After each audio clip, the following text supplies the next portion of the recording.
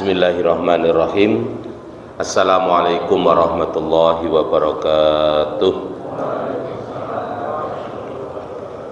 Alhamdulillahirabbil alamin. Asyhadu an la ilaha illallah al-malikul haqqul mubin wa asyhadu anna Muhammadan abduhu wa rasuluh shadiqul wa'dil amin. Allahumma shalli wa sallim ala sayyidina Muhammadin wa ala alihi wa ashabihi ajma'in, amma ba'du. Para bapak, para ibu, para sederek jamaah majelis pengajian yang saya hormati dan yang dimuliakan oleh Allah Subhanahu wa taala. Alhamdulillah, puji dan syukur kita haturkan kepada Allah Subhanahu wa taala atas segala nikmat yang diberikan kepada kita semuanya, sehingga pada malam hari ini kita diizinkan untuk kembali bisa bertemu, bersilaturahim bersama-sama tholabul ilmi dengan segala apa yang Allah Ta'ala berikan dari kenikmatan-kenikmatan.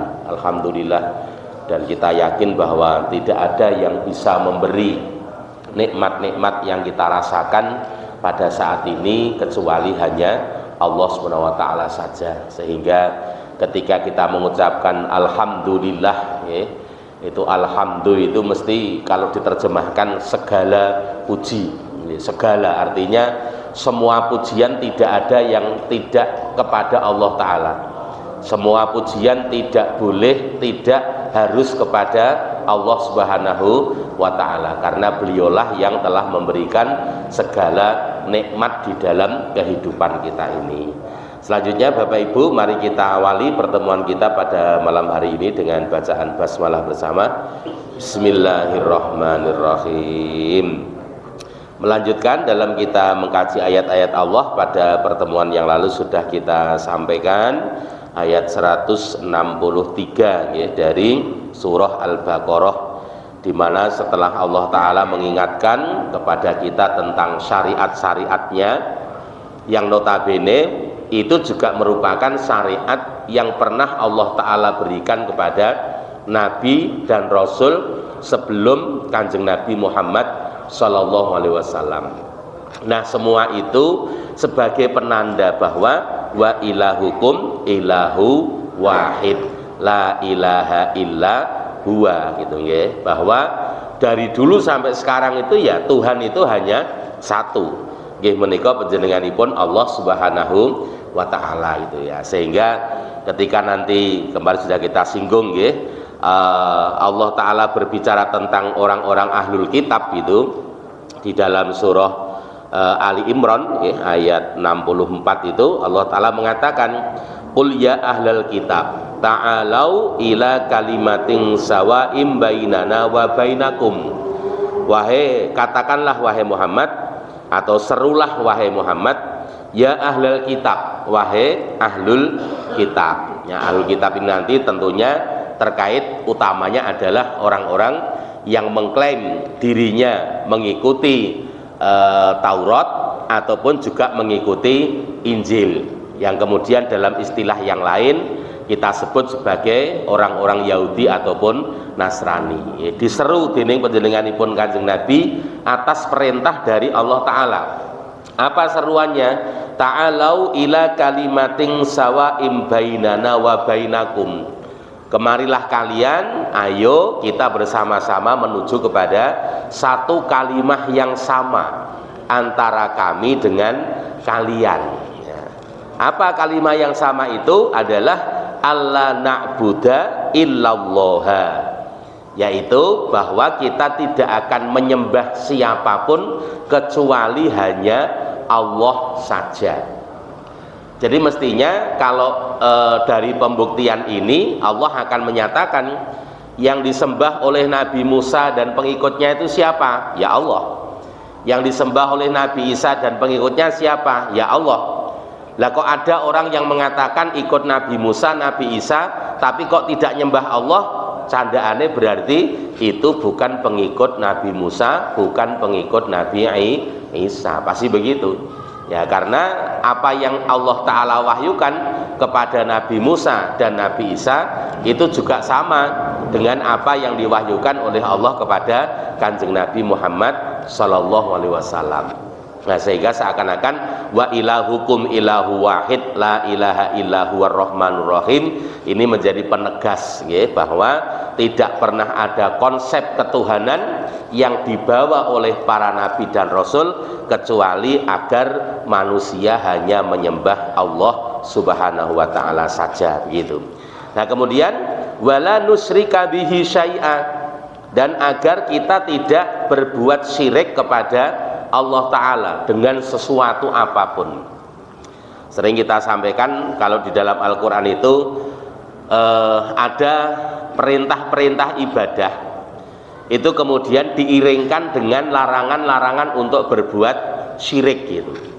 Nah, ini kenapa kok seperti itu? Mestinya kalau sudah diperintahkan ibadah ya sudah, wong ibadahnya itu ya diminta untuk hanya kepada Allah saja kok. Tapi kenapa kemudian kok ada larangan berbuat syirik itu? Nah, sering kita sampaikan, ternyata memang di antara manusia ini banyak ya, orang-orang yang kayaknya ibadahnya itu kepada Allah Subhanahu wa taala, tetapi ya menukil kembali kemarin macam syirik yang kedua itu ya, dalam hidup mereka ternyata masih lekat dengan kesyirikan-kesyirikan dalam bentuk berhukum kepada selain hukumipun Allah Ta'ala, mengharamkan sesuatu yang oleh Allah Ta'ala halalkan ya, atau menghalalkan sesuatu yang oleh Allah Ta'ala haramkan, atau bahkan untuk beberapa segi dalam kehidupannya dia merasa yang memberi itu bukan Allah. Niku lah mbok wonge salat, mbok wonge poso, tapi sebenarnya dia masih terjebak dalam kesyirikan gitu ya. Jadi itu yang diingatkan oleh Allah Ta'ala kepada kita semuanya.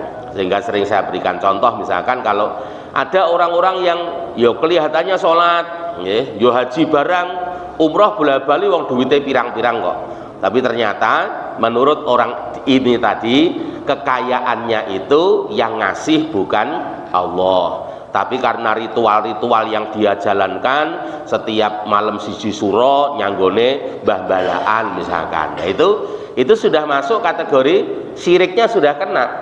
Loh, padahal ya ketok sholat, ketok poso, haji barang, umroh ya bola bali ya, tapi kemudian untuk urusan rezeki dia merasa yang ngasih rezeki itu bukan Allah itu. Atau misalkan yang juga sering saya sampaikan, ya mungkin orangnya sholat, ya haji gitu ya, tapi untuk perkara terkait dengan perlindungan akan dirinya, keselamatan akan dirinya, itu dia merasa yang menyelamatkan dan melindungi bukanlah Allah Subhanahu wa Ta'ala ya. Sehingga pernah saya sampaikan, saya pernah punya napa niku murid perempuan ya, dari Jawa Timur.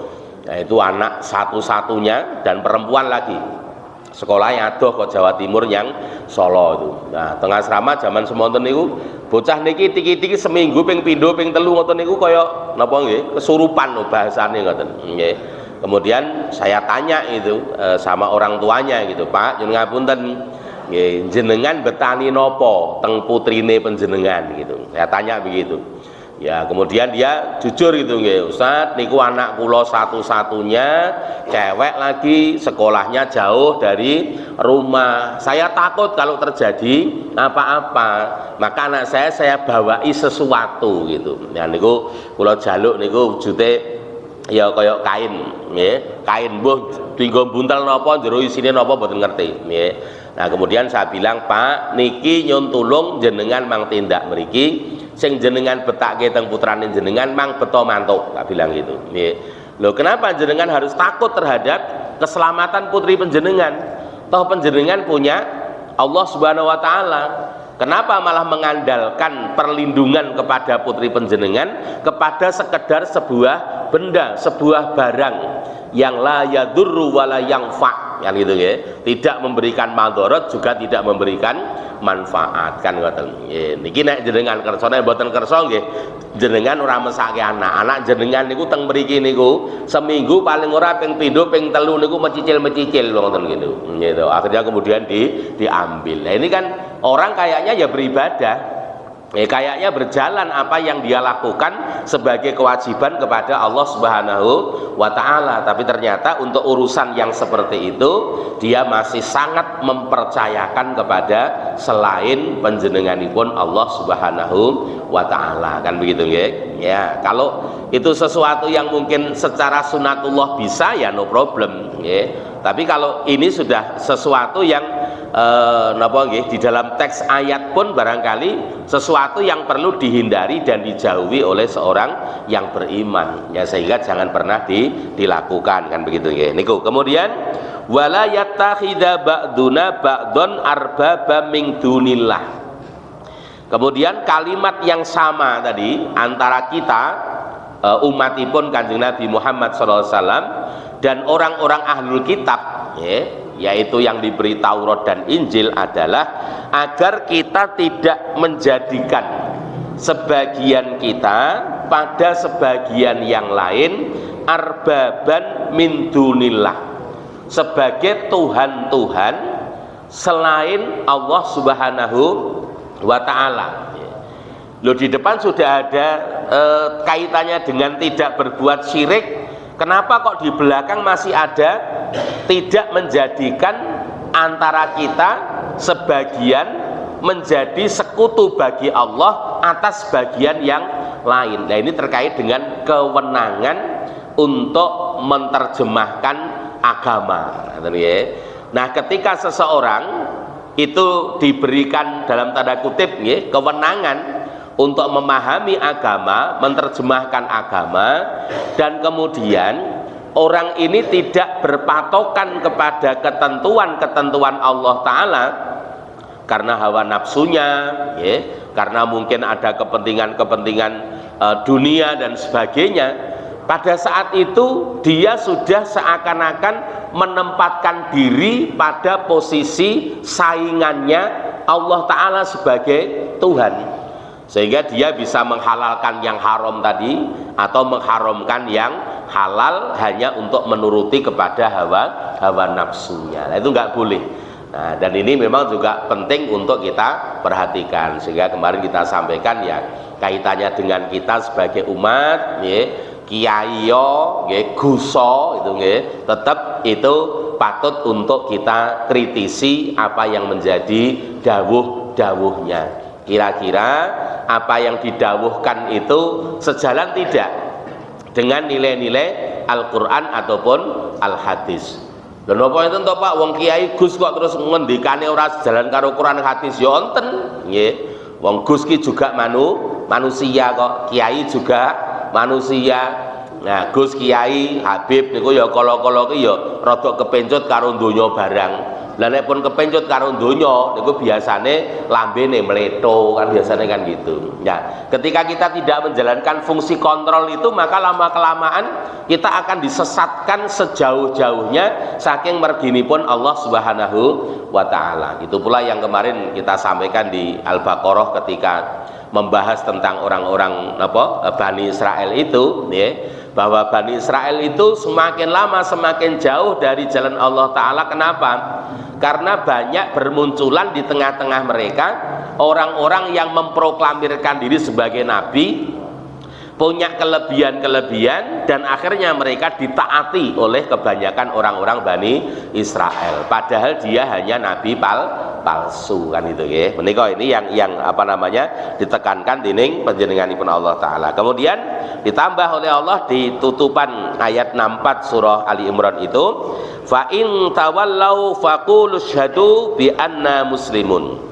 Kalau mereka tidak mau, mereka tidak mau, maka katakan kepada mereka, isyhadu, persaksikanlah, bi anna muslimun, bahwa kami inilah yang layak untuk menyandang gelar muslimun, orang-orang muslim, orang yang patuh tunduk kepada ketentuan-ketentuan Allah Subhanahu wa Ta'ala. Yang mana gelar muslimun ini pun juga Allah Ta'ala berikan kepada umat-umat sebelum umatipun Kanjeng Nabi Muhammad sallallahu alaihi wasallam yang patuh dan tunduk kepada apa yang diarahkan oleh Nabi dan Rasul yang diutus kepada mereka. Menika ini yang kemarin sudah kita sampaikan. Jadi ayat 163 menegaskan kepada kita dari apa yang Allah Ta'ala ungkapkan sebelumnya dari permasalahan kiblat, kemudian permasalahan Sofa dan Marwah dan sebagainya. Ini menunjukkan bahwa Tuhan satu-satunya yang dituhankan oleh manusia yang benar dari dulu sampai dengan eranipun Kanjeng Nabi sampai dengan nanti akhir zaman, itu hanya panjenenganipun Allah Subhanahu wa Ta'ala. Nah, kemudian ditegaskan bahwa Allah menika Ar-Rahman Ar-Rahim.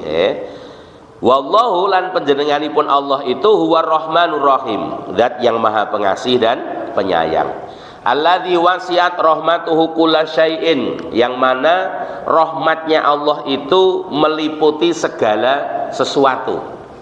Nah, Bapak Ibu, kenapa kok ini harus ditegaskan oleh Allah sebagai huwa Rahmanur Rahim? Nah, nanti akan kita kaitkan dengan ayat-ayat yang sebelumnya tadi.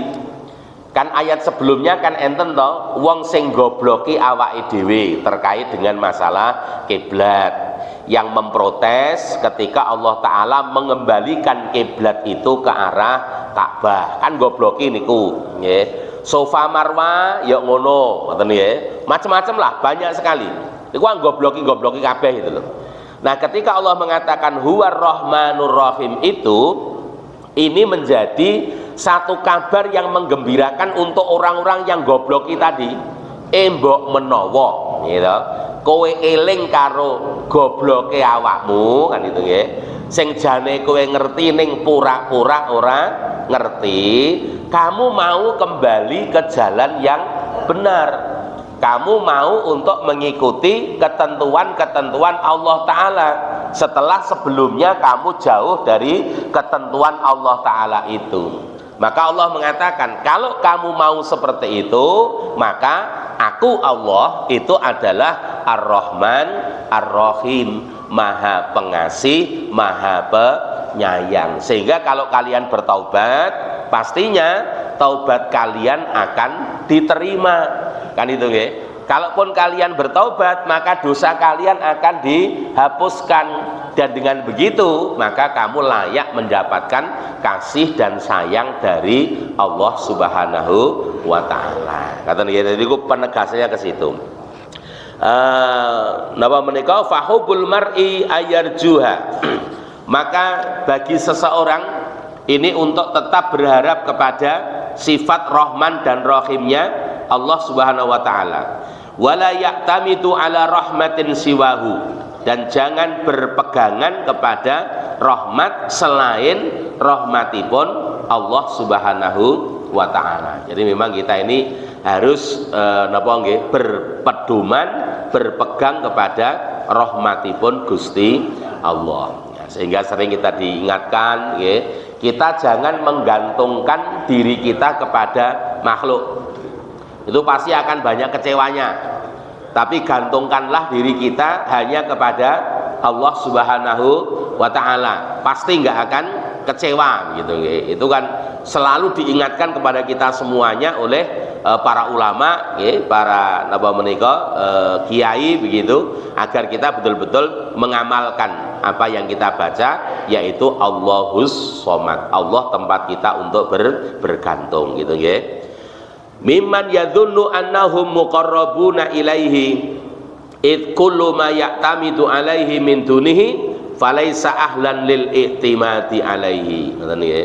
Termasuk sekalipun kita misalkan menggantungkan harapan kepada orang-orang yang merasa bahwa dirinya adalah orang yang dekat kepada Allah Subhanahu wa Ta'ala, ampun ngarep-arep yang mriku, tetap ngarep-ngarepe datang ngarsa dalem Allah Subhanahu wa Ta'ala gitu. Jadi kalau misalkan kenapa niku dalam beberapa hal nggih, kadang-kadang misalkan kita itu jagake donga dari orang lain.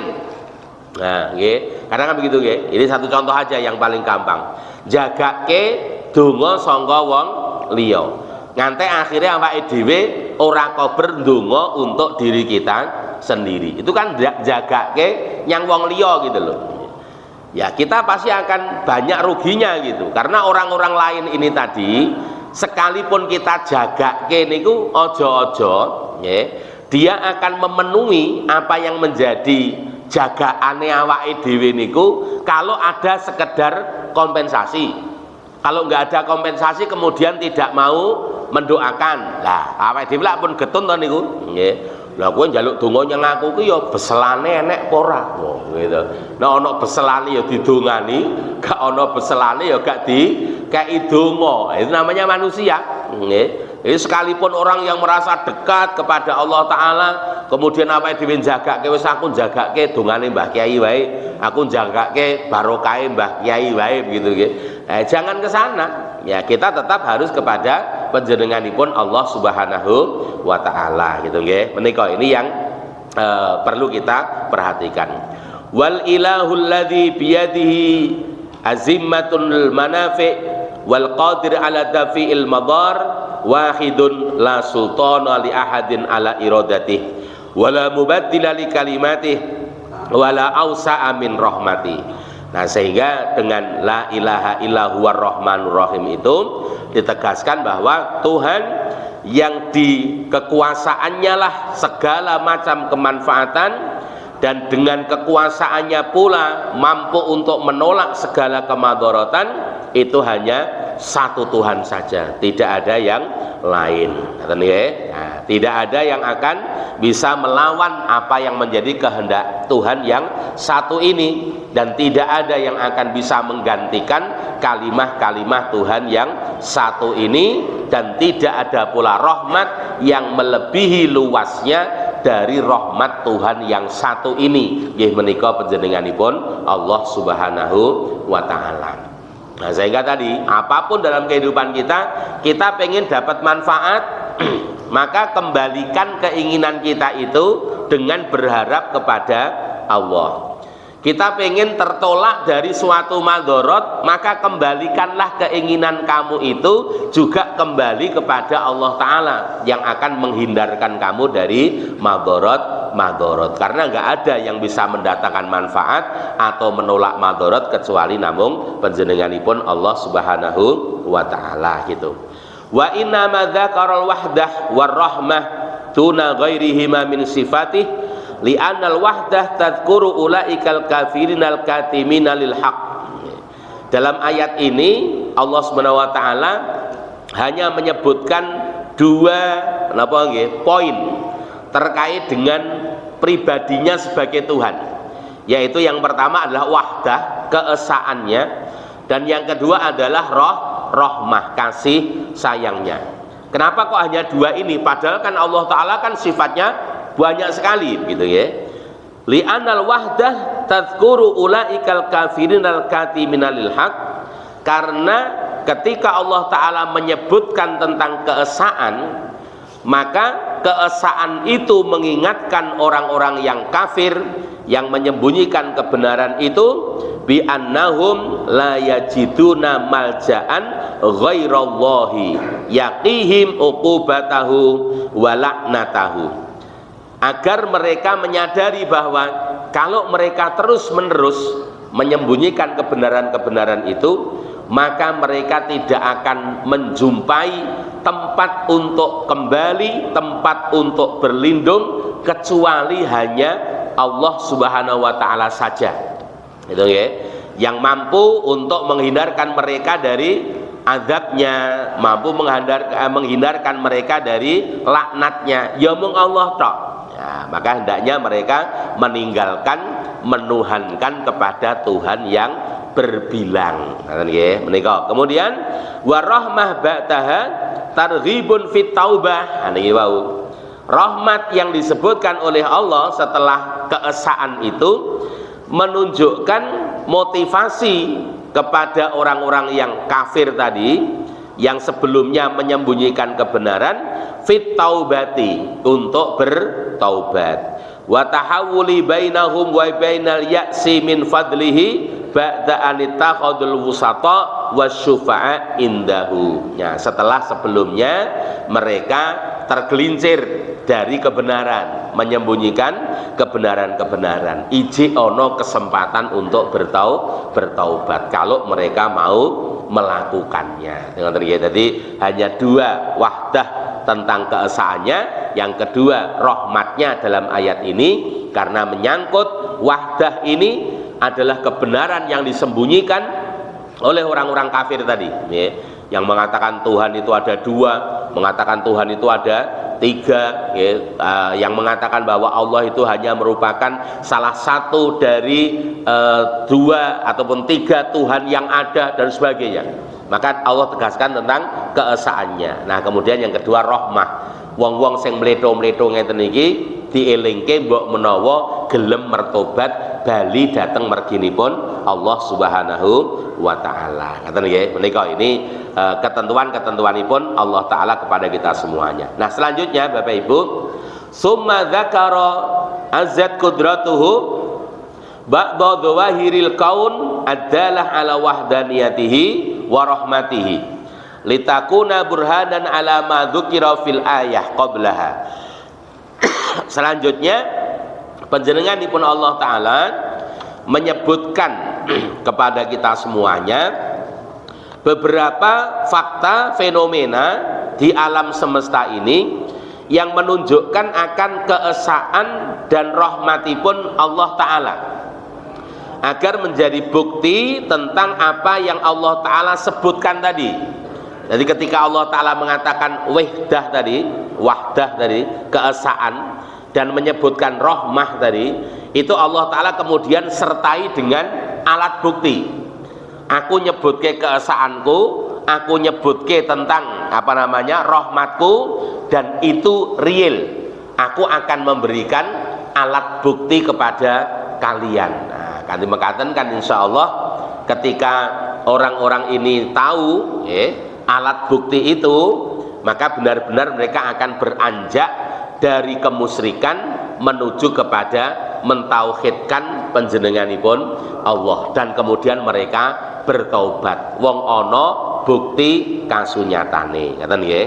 Nah, apa yang difirmankan oleh Allah adalah inna fi khalqis samawati wal ardi, ya, sesungguhnya di dalam penciptaan langit dan bumi, waqtilafil laili wan nahari, dan bergantinya malam dan siang, wal fulkil lati tajri fil bahri bima yanfa'un nas, dan adanya kapal yang berlayar di lautan dengan apa yang mendatangkan manfaat kepada manusia, wa ma anzalallahu minas sama'i mimma'in, dan dari apa yang Allah turunkan dari langit berupa air, fa ahya bihil ardha ba'da mautiha, dan kemudian Allah menghidupkan dengan air tadi bumi setelah kematiannya, wa batha fiha min kulli dabbah, dan Allah taala menebarkan di muka bumi ini min kulli dabbah, dari semua macam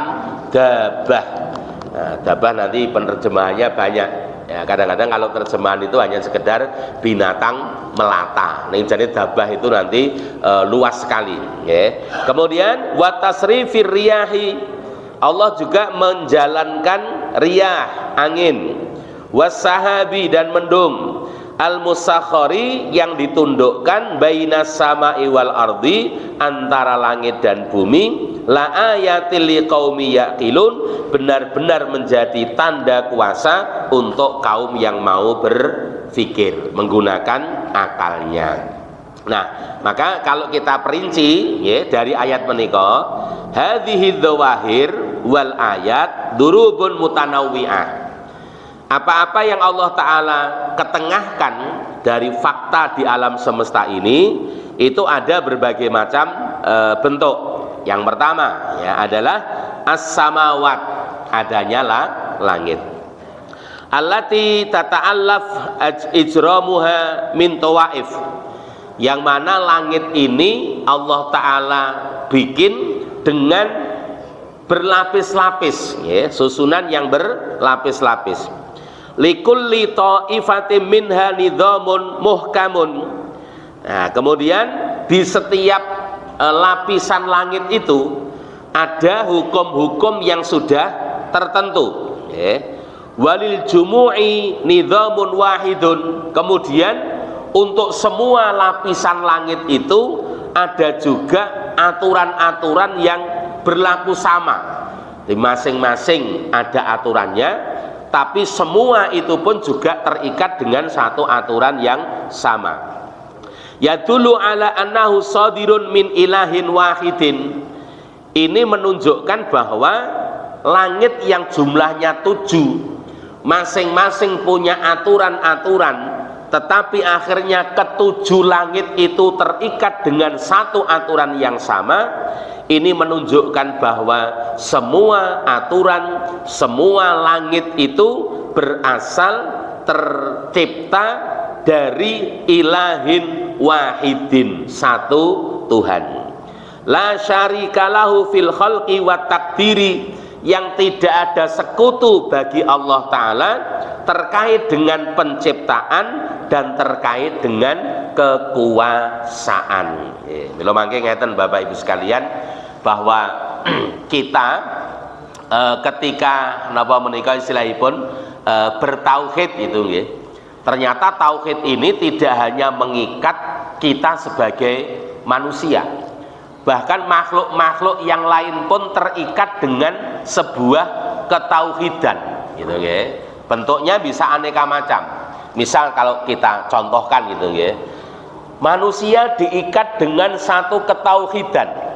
Dalam pengertian apa? Menungso niku werna kulite mungkin iso beda, bentuk rambute lan werna rambute ya iso beda, dedeke mungkin ya iso beda, tapi nang ngendi-endi ling jenenge menungso niku perlengkapane padha. Kabeh menungso sak donya mbuh kulite rupane apa wae, mesti kabeh duwe sirah. Nggih mboten? Nah, nek enek menungso urip kok tanpa sirah, nah itu mungkin ada Tuhan yang lain gitu loh Pak. Nggih. Ketika manusia itu dengan keberagamannya ternyata perlengkapannya kok ono sirahe, ya berarti itu menunjukkan ketauhidan. Tidak ada Tuhan lain untuk membuat manusia dengan model tanpa kepala, ngoten lho.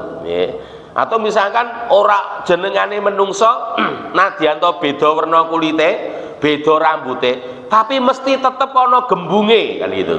Nggih. Ora enek menapa manungsa sak donya niki mung sirah tok ra ana gembung gitu kan. Ya, engko nek cara wong Jawa napa Pak? Glundung pringis gitu. Ora enek, ya mesti ya ana sirahe, ana gembunge. Andai dalam kehidupan manusia itu ada manusia sing mung sirah tok ning gak ana gembunge, barangkali itu menjadi penanda ada Tuhan yang lain selain Allah. Ngoten lho, nggih. Tapi nyatanya kan ya kabeh duwe sirah, kabeh duwe gembung sebagaimana lazimnya manusia. Lah ini berarti sing nyiptake wong sing kulite ireng ki ya Allah, sing nyiptake wong kulite putih ki ya Allah, sing nyiptake wong kulite coklat kuwi ya Gusti Allah, sing nyiptake wong kulite blonteng-blonteng ya Gusti Allah. Nggih. Pokoke kabeh niku Allah Ta'ala. Jadi dia terikat dengan satu ketauhidan. Ada penanda tentang ketauhidanipun Allah Subhanahu wa Ta'ala di situ. Niku menungso gitu nggih. Nah, langit juga sama. Langit niku 7, gitu. Masing-masing punya aturan, tetapi ketujuh langit itu tunduk pada aturan yang sama. Ini menandakan apa? Yang membuat langit 7 dengan aturannya masing-masing itu ya Allah. Terbukti kemudian ketujuh langit itu tunduk pada satu aturan yang sama, tidak berbeda. Langitnya berbilang, aturannya berbilang, tetapi dia bisa diikat dengan satu ikatan yang tauhid, yang esa, satu saja. Ora enek sing bali lho. Misalkan gitu nggih, kalau napa menika langit dunia itu punya aturan sendiri. Mungkin di situ ada gravitasi, mungkin di situ ada mendung, nanti yang akan digambarkan oleh Allah Ta'ala digantungke antarane langit karo bumi niku wau gitu nggih. Nah ini kalau misalkan dia ini ikut kepada aturan sendiri-sendiri, tidak ikut pada aturanipun Allah Ta'ala, iso-iso udan niku arahe mboten mudhun, mboten teng arah bumi, malah nyemprot. Oh, gampangannya kan begitu toh. Tapi ternyata akhirnya mereka semuanya patuh dan tunduk kepada satu aturan yang sama, sehingga penciptaan langit yang 7 dengan aturan yang berbeda-beda, tapi ternyata dia tunduk pada satu aturan global yang sama, satu saja. Ini menjadi penanda di situ, berarti yang membuat, yang menciptakan itu harus hanya satu pencipta saja. Jadi itu tondo tentang wahdaniyahnya Allah Subhanahu wa ta'ala. Andai langit siji niku digawe Tuhan A, langit loro digawe Tuhan B, langit telu digawe Tuhan C, ngantek 7 niku wau sik gawe Tuhane beda-beda, mesti masing-masing hanya akan menjalankan hukum di langitnya sendiri-sendiri dan tidak akan mau patuh kepada aturan yang lebih umum yang mengikat ketujuh langit itu tadi. Ngaten nggih, niku menjadi penanda tentang keesaanipun Allah Subhanahu wa ta'ala. Demikian juga ini menjadi penanda tentang kekuasaanipun Allah. Nah, ya kekuasaannya. Nah, saat ini nek kalau panjenengan misalkan bayangkan langit yang sedemikian besar itu, kira-kira iso diciptakke niku kan berarti kan kita akan mengatakan sing nyiptakke iki mesti ora embiah-embiah, ngoten nggih, ora cepete gitu kan. Ya itu pasti ya hebat, maha kan begitu. Nah, ini berarti menjadi penanda tentang kekuasaanipun Allah Subhanahu wa ta'ala gitu nggih. Nah, kemudian wal hikmah wa tadbir. Demikian juga mungkin nanti terkait dengan pengurusan masing-masing langit itu. Hikmah-hikmah kenapa harus ada langit yang bersusun 7 itu. Semuanya patuh kepada satu aturan yang dibuat oleh satu Tuhan. Tidak mungkin hikmah masing-masing beda dan kemudian saling bertentangan satu dengan yang lain gitu nggih. Wa aqrabu laka tawaif ilaina al-majmu'ah asyamsiyah allati tufidu syamsuha ala ardina. Sebagai contoh misalkan yang paling dekat kepada kita itu adalah lapisan yang kita sebut dengan sama'ud dunya, kamane pitu nggih, langite dunya. Dan itu berisi al-majmu'ah asyamsiyah. Jadi kumpulan-kumpulan dari benda-benda yang ya semacam matahari gitu nggih.